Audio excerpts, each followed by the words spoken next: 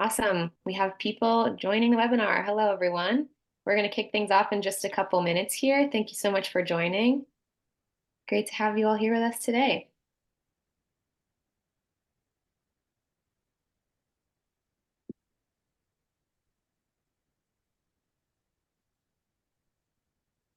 Wow, All right, everyone's well, on time. what did you say? I was saying everyone's on time. Yeah, we have a surprisingly punctual crowd.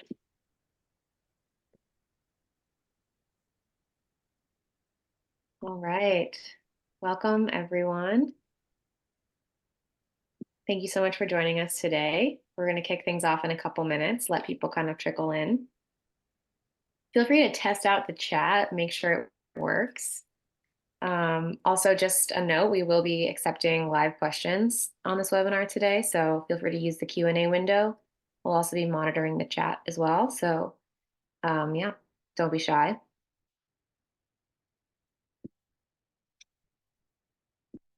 Hi, Karen. Looks like the chat works. My name is Chantal, and I'm coming to you live from New York.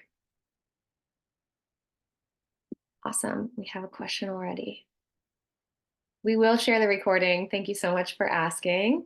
So if you need to hop off halfway through, totally fine. We'll email you afterwards with the recording. Hi, Vanessa. Yeah, we'll share the recording. All right. We're 2 minutes in. I think we can get started here. Awesome. So thank you everyone for joining. Very excited for this conversation. Today we're talking about the art of a great product demo, and how product marketers can support solutions engineers and sales teams to create really excellent demos for prospects. We're joined today by Kristina Cairns, product marketing leader, who's going to share with us what she's learned through the years and how she's partnered with go-to-market teams in the past. So let's start off with introductions. I'll start and then I'll kick it over to you guys. I'm Chantal. I support the go-to-market team at Storylane, and I've been in B2B SaaS for my whole career. I was actually an early Storylane customer, which is how I got to know everyone here. And I just love the tool so much and think it's such a great experience for buyers.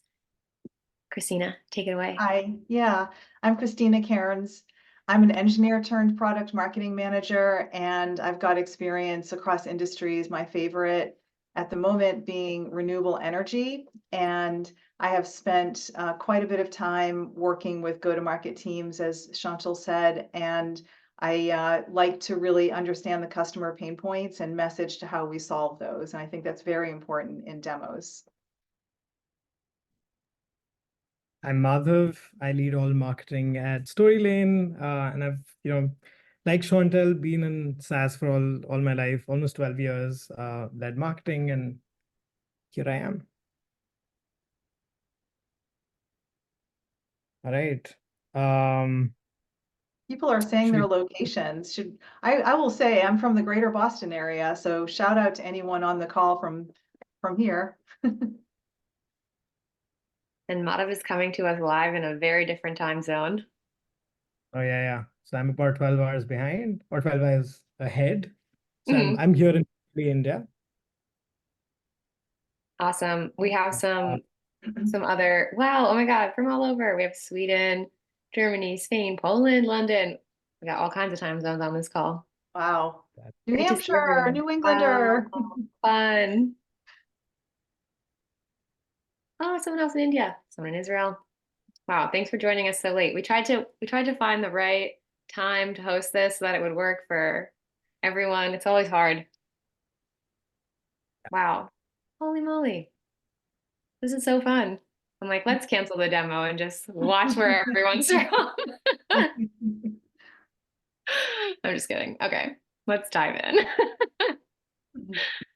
Okay, so obviously the three of us have talked a lot about just like what makes a great demo. And I think it would be fun if we can start by actually setting the context real quick. Today we are talking about live demos with a salesperson, not the interactive. Well, we will talk a little bit about interactive software demos on websites, but our primary focus is the live sales demo. And we've talked a lot about what good looks like and what bad looks like. So first we're gonna talk about most product demos today and sort of what we're seeing most people doing. So not necessarily the the star option, but just what feels like the average. So Kristina, would love to hear your perspective on that. So I think a lot of demos have the failing of being too detailed and too long and sort of tedious, like a wall of here are all the things our product can do. I heard someone describe this as like walking through IKEA, where you see everything. And by the time you get to the end, and I mean, great if you want to shop at IKEA and there's lots of things you might want to buy, but if you just want one thing or a couple things, couple problems you need to solve, that's just too much work, and it shouldn't be like this sort of death march to get to what you finally want to know. So too much information, not focused enough on what the customer needs and what their problems are. What do you think, Madhav? Oh yeah, absolutely. I think like I think we were discussing this earlier as well, but I think it's mostly that a lot of the product demos today have just been, and I think over the last couple of years, we've also talked about that they've just focused on, what's, perhaps best for them, right? And I think like very few people have actually, or very few companies have, really thought from it, from a buyer's perspective, like how can we actually make the demo easier for the buyer, right? Like easier for them, we've all, we've always, seen those kind of demos where it's like, hey, it's like, they get in and then there's like the standard 50-minute demo script, or worse, they might just kind of send over like a 50-minute demo recording, right? And then they complain, oh, why didn't they watch my demo recording? So yeah, I mean, like 100% agree. Yeah. Mm-hmm. And there's the element of like when either, yeah, you can tell they're reading a script as they walk through the demo, or you can tell they're reading a script and they have this like secret checklist that they're trying to like get you to tell them where you are. Do you have BANT or not? Like every time I have that, I'm just like, oh God. It's tough. And Chantal, you were mentioning earlier about ratios between how much the customer should be talking and how much the salesperson should be talking, and how important it is to have a two-way conversation where we really get to hear what the customer is facing and what their needs are. Can you say what your research showed about that? Yeah, so I mean, we were talking about like one sort of pitfall is if the prospect is having to do so much of the talking that they basically don't hear anything about the company. It's like I feel like there was a time when salespeople were talking too much, and then maybe it swang too far in the other direction where it was like the prospect is being grilled and discovery is just like so intense that you don't feel like you learn anything about the company that you're here to demo. And then we were looking up, like I know Gong has done a ton of research on this and has a really strong opinion on what good looks like. And now they're actually suggesting that it's a little bit closer to 50-50, the right ratio of salesperson to prospect talking. So with salesperson, I think doing a little bit less, but still it's not a presentation and it's not a grill fest. It's like should be kind of a nice dynamic two-way thing. Conversation. Definitely. Yeah, that sounds much healthier and more fruitful for everyone. More pleasant, more natural. Exactly. Yeah. So I think this is a good segue. Like, Kristina, I know you have really strong opinions on what great looks like in this live demo. Can you share a little bit about your thoughts there? Yes. So I just want to give a plug to Great Demo, which is an organization where I got some training in my last job, and they had a very clear sort of not protocol, but system really, and that the discovery everything should start with discovery if you're planning a live demo as opposed to a self-guided demo. And that you start with really discovering what the customer's critical business issues are. What are their overall objectives? What are they doing now? How is it not working? And what is it they need to achieve and by when? And then someone along this value chain would create a situation slide. And then when the demo person gets a hold of that, then he or she can really understand and tailor the demo and start the conversation with the customer saying, here's what I understand your critical business issues are. Is that right? And may I show you what I think is a good solution that has worked for other customers who have the same problems that you do, and start with like an illustration slide that's like a killer slide, the best dashboard that's going to address those needs, and then show in as few clicks as possible how to get there. Yeah. Let's double click a little bit into what you were just saying about like basically laying out the options for critical business needs. So like someone comes onto the call and the salesperson is like, hey, real quick, we hear all the time that our customers and prospects have these 5 pains, for Mhm. example. Like which one of these hurts you the Yes. most kind of Yes. vibe. Yeah. And so then they take that information and can you talk more about what happens next? Well, from there, they can create that situation slide that is tailored for that particular customer. So you talked about, you can say, here are 5 examples of things that customers like you need to solve. Do these resonate? And that just gives you a much clearer view, and it helps you pull the right demo, that right dashboard that's going to just give them all the information that they want. For instance, if they're doing, say, business financial software, what is that dashboard they're going to need before quarter close, for instance? Just show them that right away, and then in as few clicks as possible, how they get there. Yeah. Yeah. Yeah. You mentioned before, like, I think when I think about a previous company I worked with, Demandwell, which is like an SEO software, um, the big aha moment was like we had this part of the software where you could see all the pages that someone wrote for a specific topic that they were trying to rank for. And you could go to that one thing and it's like it's an aha moment because it's like, oh wow, people are creating so much content for the topics they want to rank for.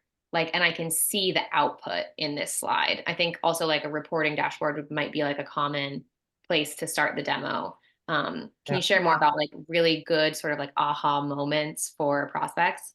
So I think it's so important, and I think it's so often missed that people will start well-meaning people will start with, I'm going to take you through the whole process, and at the very end, I'm going to show you the end dashboard that you're then going to get. And meanwhile, the other person is watching, and they're like, I wonder where this is going. What time is it? When am I eating next? Whereas if you say, look, this is where we're going to land. Does this look like something you'd like to see? And then they're like all bought in. And from there, you say, well, this is how easy it is to get there. Here are the key pieces of information that your team is going to need to gather. Here's how easy it is to get it into our software. Here's what we integrate with. And some, really good points, rich points about what it's like to use the software, and then close it again with, and here's that fantastic, useful dashboard that you're going to end up with. Yeah, exactly. So give like a little hint of like, this is where we're going. This is the main outcome that we're trying to drive here. Okay, now let's back up to the beginning and I'll show you how to Yes, get there. exactly. It's kind of I like love in that. journalism, not burying the lead, Yeah. just like get it out there. And Yeah. then, yeah. Yeah, I love that. Okay, so I think there's also obviously a connection between like the 5 most important things, like we talked about before, in the more discovery section of the call, where you're like, okay, great, what's your primary pain? We hear about these 5 things, and then integrating that into the demo. Um, how do salespeople prepare for that in advance? Madhav, do you want to take this? I've been doing a lot of talking. I'm happy to take it. I've got some thoughts on it, but go for it if you want. No, I would first love to hear your perspective. Yeah. Okay. I think it is important that the person who did the discovery call have a real conversation with the person who's going to give the demo. If that is, if that connection is lacking, then the person giving the demo is going in a little cold, and they don't really understand the customer. It's going to be more hollow of a demo. And there is a good communication tool that people can use. I've mentioned it earlier, but the situation slide that captures all the key information. And this is a concept I got from great demo training, where you capture, who is this company? who are the personas I'm talking to? What are their needs? When do they need to solve these problems? And make sure that the salesperson or sales engineer, whoever is giving the demo, has a really good understanding of that. And then they're going to share it back to the customer and say, this is what I heard from Susie, who was talking to you earlier. Is this still your problem set? So I think that handoff internally behind the scenes is really important and can lead to a rich conversation with the customer and make them feel that they were heard the first time around. I mean, maybe perhaps just a follow-up question here, right? Like, what if the salesperson's kind of talking for the first time? You know, let's say there wasn't an SDR, there's no information, there's nothing, right? They're getting on a call for the first time. Yeah. How would they put, like, yeah. So the salesperson could start with a demo, a menu of here, like Chantal, you were talking about, here are the 5 problems that our customers typically face, and maybe a slide that has a brief description of these problems. And do any of these resonate with you? More often than not, they probably will. And then you have a generic situation slide that corresponds to each of those problem sets. And so you kind of make up, like, what is your average customer? Maybe they're an enterprise customer, and they deal with, like I was talking about earlier, financial close every quarter, every year. What are the typical problems that they have? And this would work well with a self-guided demo also, because you could show a menu of the typical problems, and then the person taking the tour can choose from those problems and then see what a problem set would look like, and then see what a solution would look like. And So there similarly, are workarounds. There are workarounds if you have that emergency demo. Yeah. I just met this person at a show last week, and she wants a demo Tuesday. Well, we're not going to have time to do a discovery call with her. So let's start out with a menu and then have some general situation slides and then take her through. mhm. And I Yeah. think also like it really comes down to preparation as well. If it is a live Yes. demo, like the salesperson just has to be prepared to speak to how to solve the different pains, Exactly. Yep. Sure, for sure. Yeah, and I think I mean, like, they're obviously kind of looking at the background of the company and perhaps making their own assumptions. But I think that's also where, perhaps like just being super clear on like your positioning, and also kind of, your persona research and understanding really what those, who you're speaking with. Sometimes the person showing up for the demo, is a different persona altogether. So how do you kind of tackle that? I think those things, if you have that prepared in like a document somewhere, right, like it always helps when you kind of get on the Definitely. first, for sure. Yeah. It was a really good question that I think now would be a good time to answer, which is how much does the discussion around needs differ for inbound versus outbound? I think this is such a good point because presumably someone coming in inbound may have done a lot more research in advance of the call. So they might already have like a stronger idea of how the company helps. So yeah, would love to hear what both of you think about how that changes the whole dynamic. Yeah. Mom, what do Kristina, you why don't think? you start? Ah. Thanks. Yeah.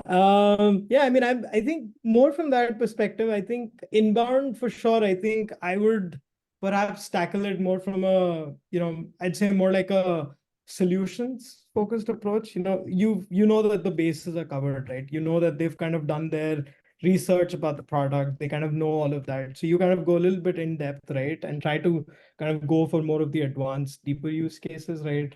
Try to kind of really go deeper into like beyond the basics. Don't, skip past the regular product demo, and like really get into like what are those core 3 or 4 things that they just don't have an answer to, and try to answer that, right? I would perhaps go that with the inbound. And I think if it's completely outbound, I think it's more the kind of approach we've been discussing, right? Like kind of take that pain point, try to understand where in that menu, like they're at, and then kind of take that track, Mhm. perhaps. I think that's Mhm. how I would kind of about it. Yeah, I would definitely agree with that and resonate with that. And I think too that it gives you an opportunity to say, so, you know, you've explored our solutions a bit. What speaks to you the most? What do you think is going to, sorry, that's my light. No longer will I be lit. But it's, now that you've gotten to know what our company does a little bit, what seems like the most relevant to you? And it kind of gives you a good starting point because they know some things already and they've already shown interest. They were interested enough to look at your company website or maybe talk to someone. Maybe they have a friend or maybe they talked at a show and they actually want to talk. What a great scenario. They probably have a pretty clear idea of how they think that your solution can solve their problems. Mm-hmm. Yeah, that's like the dream. Yeah, exactly. Dream person to have on the phone with you. Absolutely. Yeah. That's great. Oh yeah.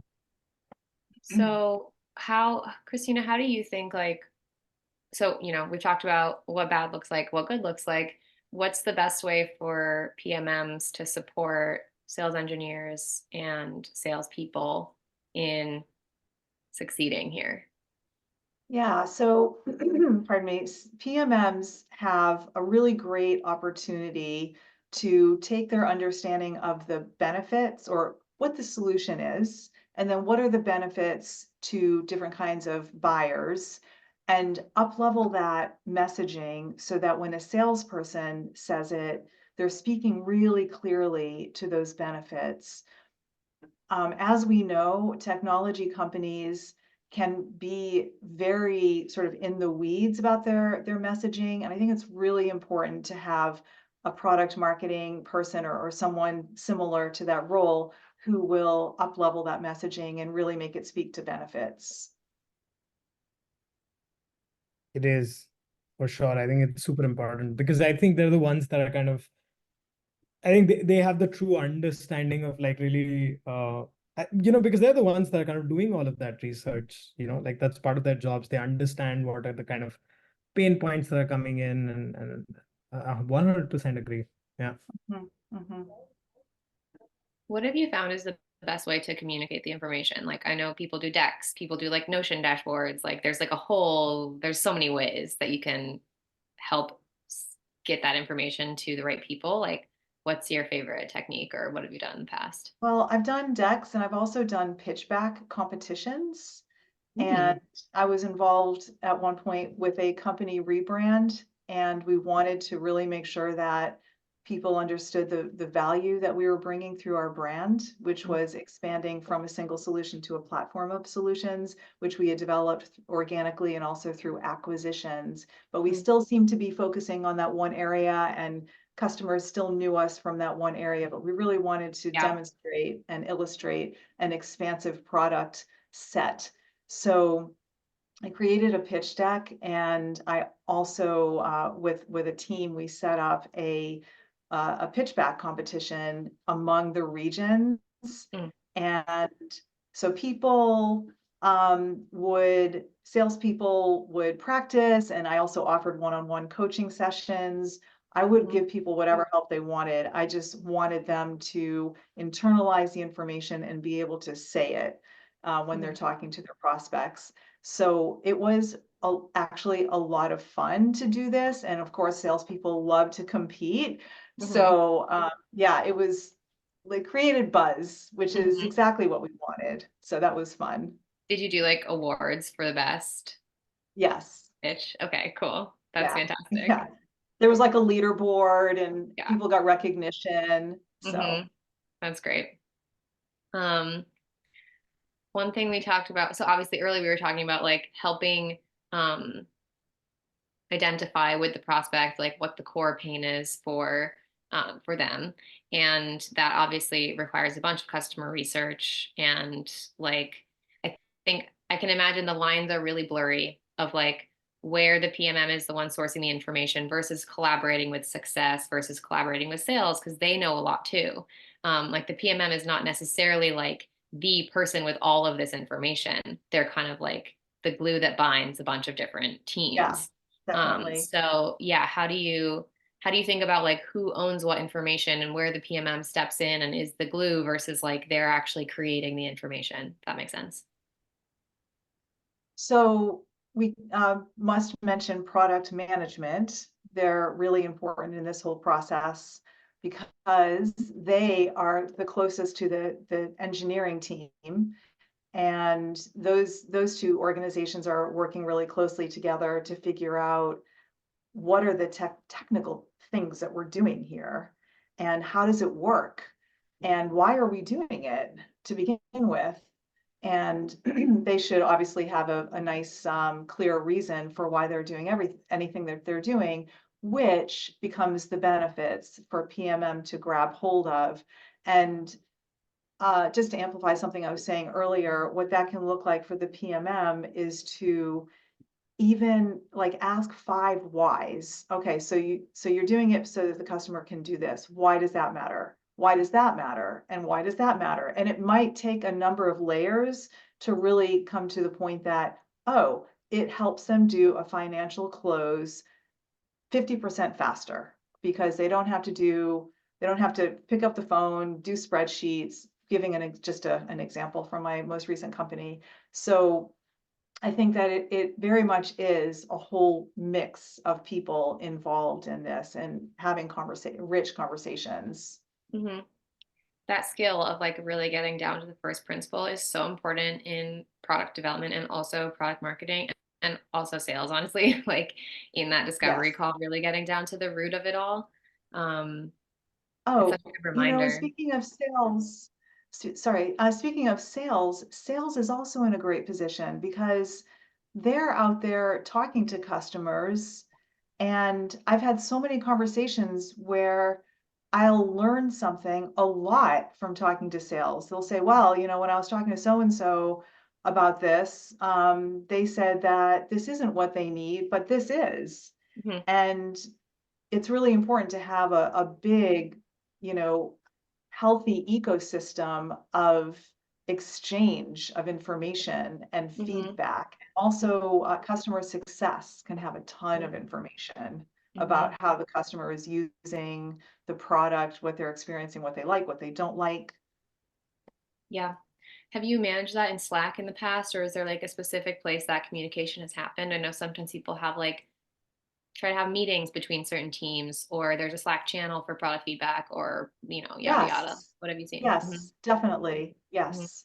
And sometimes you have to, like a new PMM this might not be so formalized, but you kind of hear through the grapevine that, oh, there is a channel, but it's really product management and engineering. Well, can I get in on that? I once got in on a channel that was for the solutions architects, which is what my last company, it's really the same as a sales engineering team. And when I got onto that channel, my mind was just like way opened to all the different things that they were talking about. They were saying, hey, I have a customer who needs this. Does anyone have a slide that shows that? And I got to see what customers cared about. So yes, these Slack channels can be very enlightening. For sure. Yeah, and I think we also kind of at Storylane, we've also so usually we sometimes record calls with customers using a tool called Avoma. And then usually those calls have a lot of insight there as well. And then I think another great way that you can do that perhaps is at least in my earlier roles was that you kind of come in and then basically kind of set up like regular one-on-ones, right? And like what's interesting is that when you have your first one-on-one with like let's say the CSM lead and the sales lead and the product manager, right? They'll have like a set of insights. And then I think 2 or 3 months later, right? And then you have that question like, has your opinion changed? Has the trends changed? Have the information about persona changed, or have their problems evolved? And this is something that could perhaps change over here, right? And you'll notice that that slight shift happening, right? So I think it's like maybe perhaps like a word of advice is that I think it's always helpful to kind of set up your one-on-ones with all of these folks, maybe once monthly or something, and then also tap into, is there any kind of sales recordings? You have a ton of information there to kind of make those decisions for yourself. We have a I couple also of questions in the chat. Oh, sorry, go ahead, Kristina. I also think, and many companies do this, but I don't think all of them do, certainly not all the companies I've worked for, but having a weekly call between the product team and the sales team can really help the sales team stay abreast of the important things that are happening with the products and the evolution of the solution and how it helps the customers solve problems. I think those are very important. And they have been mandatory in like mandatory for sales to attend in one company I worked for. So Yeah. We sort of answered this question already, but the tactics and strategies on educating sales to show the ideal product demo, what internal training content helps them learn the ideal demo and feel confident. So we talked about the pitch competition. I think that's one great tactic. Anything else coming to mind? I think product marketing and product management working together to create that demo, also working with the sales engineers to create the demo is a great way for all of those people involved, especially the sales engineers who are going to be maybe giving the demos. If they're part of the creation of it, then it can be very valuable and they really learn how to give that demo. But then you have all the other people who didn't create it. I think they just need to commit to learning and talking with each other about it. I think so much learning about this topic comes from people watching each other give a demo and talking about what works and what doesn't. One thing at my last company is that when there was a big win, that salesperson would record a video talking about what mattered to that customer, how the deal was won, and they could talk about what they showed in the demo. Like I could see setting up a best practice like that, just always keeping front and center what the message to the customer, what really worked, and what they showed in the product demo could be very helpful. Sure. Chantal, any experiences from your career on that?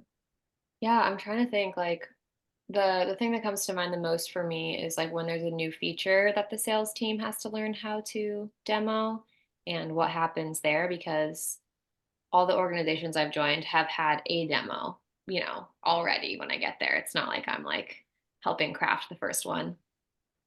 But I mean, not to plug Storylane, but like we would create a Storylane of new features sometimes as a way to just like set up a framework of how to work your way through.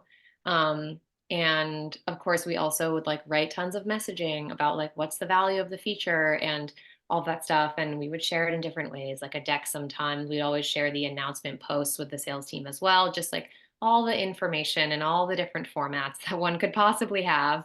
People have different learning styles and they like to ingest things in different ways. So yeah, that's kind of how I've always tackled it. And then a live call also with the team of like, Definitely. people can ask questions live. And then you also see like, oh shit, we actually didn't do a great job explaining that. Like that's helpful feedback for us too. So yeah, that's one other example I'll give is that at my last company we were expanding into AI. Actually, we already had AI forecasting, but AI was so much in the buzz and out there, and we wanted to really show our advancements in AI-based forecasting for financial planning.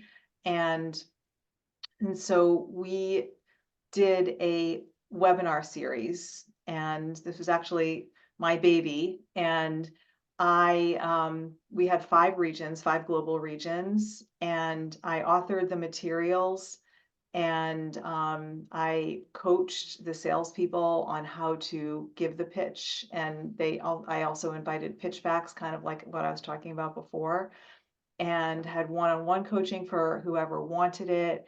And then also there was a demo section in each of these, and that was also a conversation with the solutions architects who were giving the demo on the call. So this really provided an opportunity for the salesperson to get to know more in depth about this solution area. So it was win-win because the customer base and prospects could learn about the company as offering this solution area, while the salespeople also learned a lot about how to speak about it. So that's another way, like, it's kind of like feet to the fire, kind of forcing the issue by making people present about it. You're gonna learn because you're gonna wanna learn because you wanna look good, so, Totally. yeah. I think you guys can probably see we have so many amazing questions in the chat, and we also have one in the Q&A. So I would love to we can try to rapid fire these for the rest of the time, try to get through Okay, them. yeah. Let's see. Maybe we can start with the Q&A. Can you provide examples of how to measure success? I created a feature demo academy, which includes internal video, if ideal pitch, external video for sales to use if the feature isn't available in the demo academy. They can press play and talk over. That's interesting. Need to show the senior leadership how it's performing. It's hosted on Seismic, so they get vanity metrics like clicks and views, but need more ideas on how to capture the success or misses. Amazing. What do you think, everyone? You know, Feedback would be nice to capture. If you feel comfortable asking the people who were on the other end of this demo how it worked for them, if you feel comfortable and like it's a friendly enough connection, and say we're working and striving to get more effective and make sure we're reaching people. But maybe do a little survey after. I've done surveys before, actually for the salesperson to say, like, to figure out how helpful the thing was that I made, basically. Exactly, Yeah. yes. And if people have strong feelings, they will say them. I get a survey for everything. I just, I went to urgent care to get a COVID test last week, survey. So I think also Gong is an interesting, or if you have a call recording software, it could be an interesting thing to try and see if you can set some notifications for every time the salesperson does a thing that you like encourage them to do in your training videos. So like it might be hard to exactly nail it down, but like if you're suggesting a certain talk track and there's a certain word that will come up when people are talking through the thing, like maybe there's a way that you can track that way the success of the adoption of the training materials that you've put together. and I think that's probably one of the most common ways that I've seen that, to be honest, like, through Gong, kind of understanding which are kind of like your winning sales questions and sales scripts, right? And then perhaps understanding what are the specific parts where, like the conversation start going in like the right direction. So for sure, I think that's a very, very good point just raised. Mm-hmm. Yeah. We have a question about showcasing the product as slides in the live demo. I think a similar question would be, you can do the same with an interactive demo software. You can set your sales team up with that. And then, or the person's also asking, like, is it better to showcase it in Figma, some kind of like live appearing format, if you can't actually do a live demo? Well, I'll say that the killer slide that I was talking about earlier, which we want to be the first thing that you lead with once you're clear on what they want to solve, because you talked about the situation slide and you confirmed their critical business issues, and then you go right into an illustration of that fantastic dashboard. That's actually, it can very well be a static slide. And then after that, you're going to ideally show in as few clicks as possible how you get there. But if you don't have a tool at the moment, or you don't have someone available to go live, you could, I mean, as close to live is obviously better, but I can see where you could show just a few slides showing the process to get there. Yeah.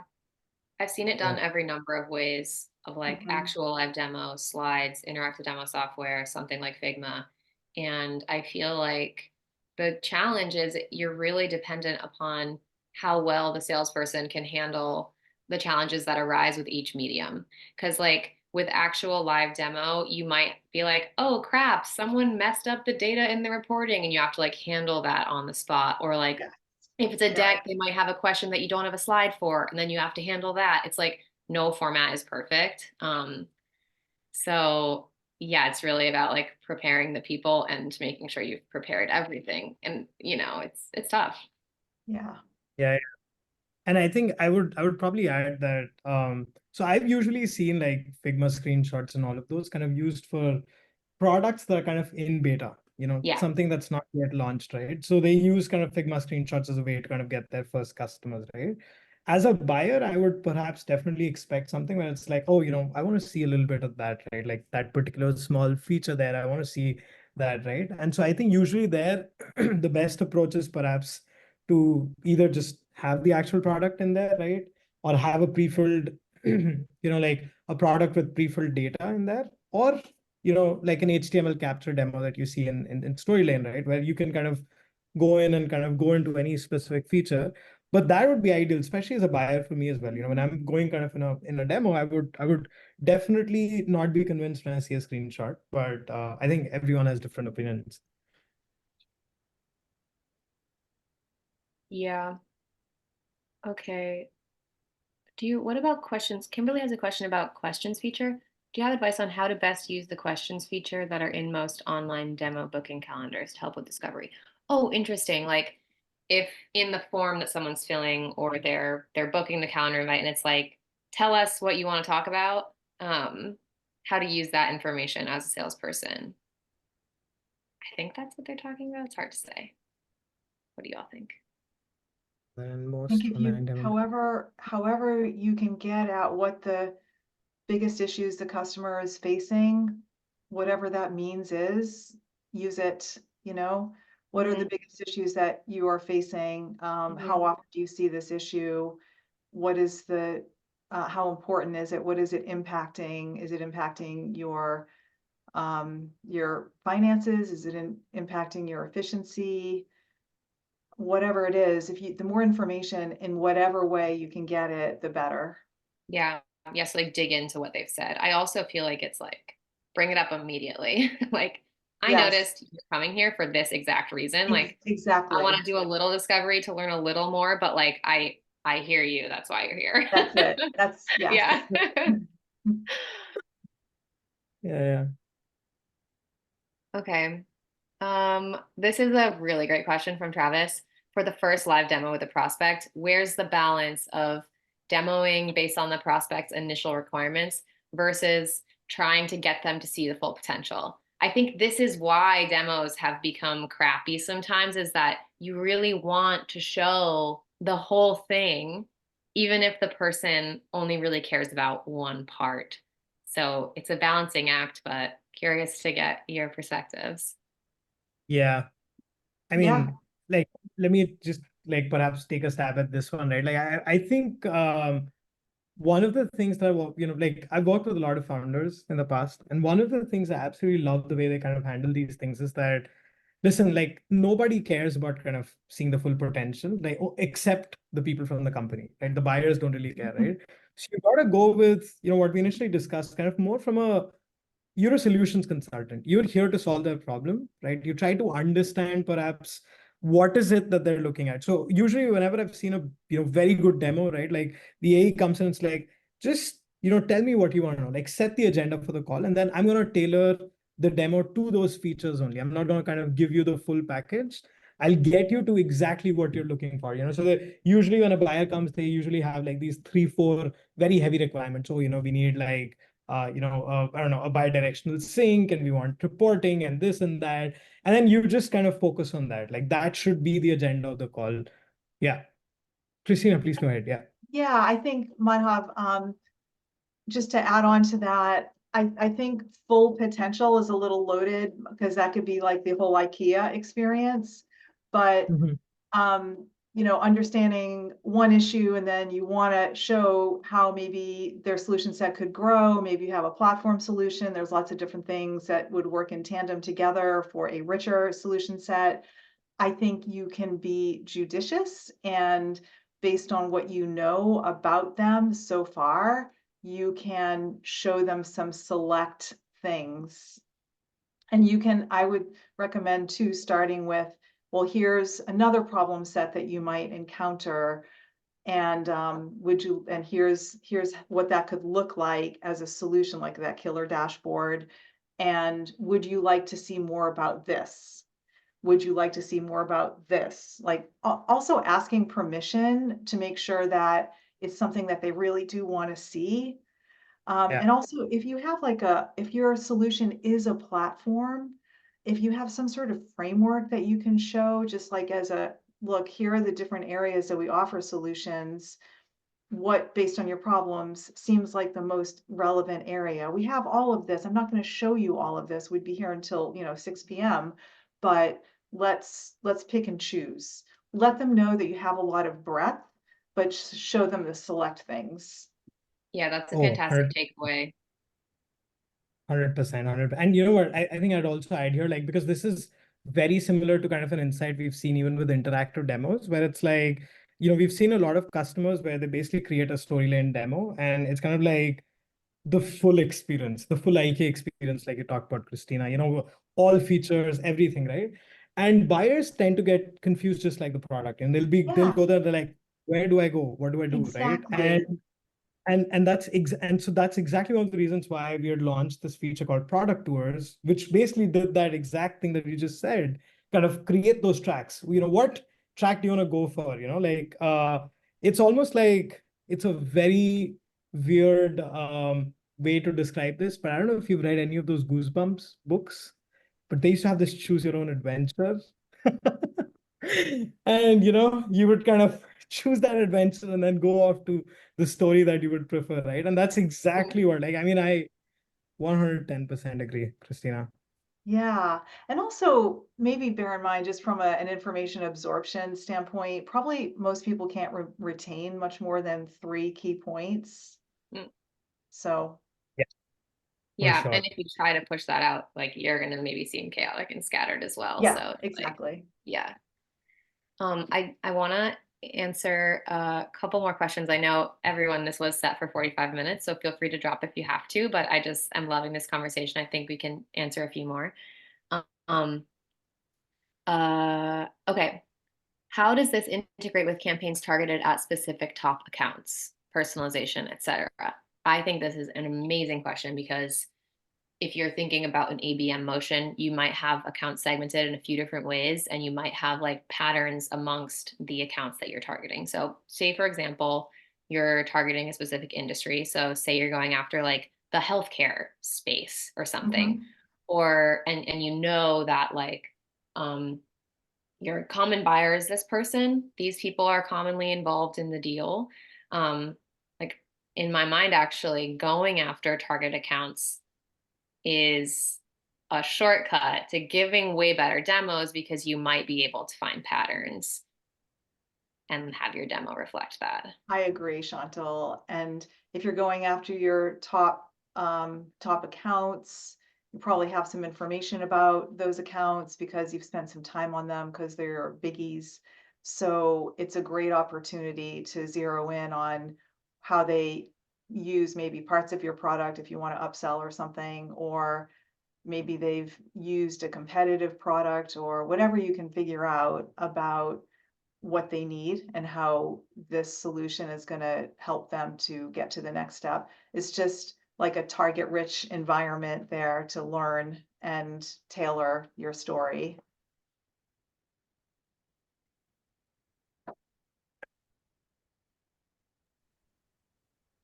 Couldn't agree more. What about this? I think this can maybe be our last question.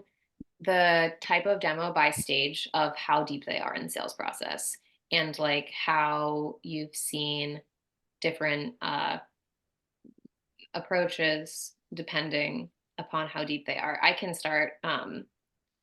One previous company that I worked at that I think had the best sales process they did a demo on the first call, and it was like what you're talking about, Christina, where it was like actually very high level, and based on kind of what the person seems to need. And then there was also a demo on the second call that was much more in depth, and the salesperson would kind of take what they learned in the first call and personalize the demo based on that. And then it got all the way into like setting up with a trial. Like I know not all sales processes have an actual trial, but I think that's the deepest you can possibly go with exposing the prospect to the software prior to the close. What have you both seen? I'm not sure I can add more to that. I think that that's exactly right. Mm-hmm. It's Yeah. been hard for me to wrap my head around sometimes. Like, if you don't do a trial, how does someone make sure they're confident enough in the software that it serves their needs?